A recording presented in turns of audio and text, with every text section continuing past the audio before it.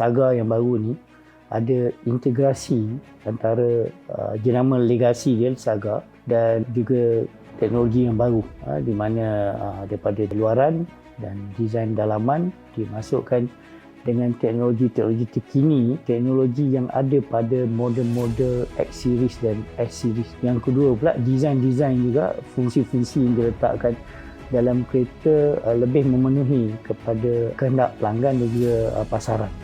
Proton Saga adalah satu jenama yang bagi saya lah, rakyat Malaysia, satu jenama yang unggul sebab dia adalah kereta nasional yang pertama.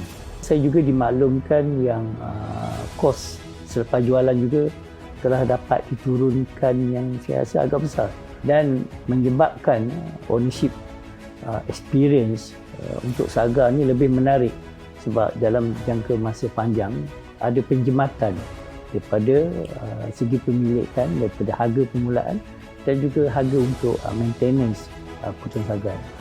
Desain lampu depan, lampu belakang diterapkan dengan teknologi baru yang daripada segi keselamatan diberi keutamaan dengan rim design yang cantik. Saya rasa ada satu perasaan wow disebabkan oleh desain yang baru.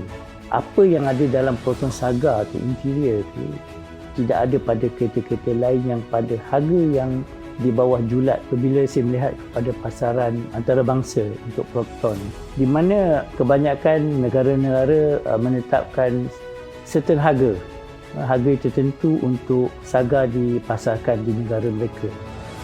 Dengan harga yang ditetapkan sekarang, saya rasa harganya amat kompetitif, dapat bersaing dengan jenama-jenama lain di luar negara.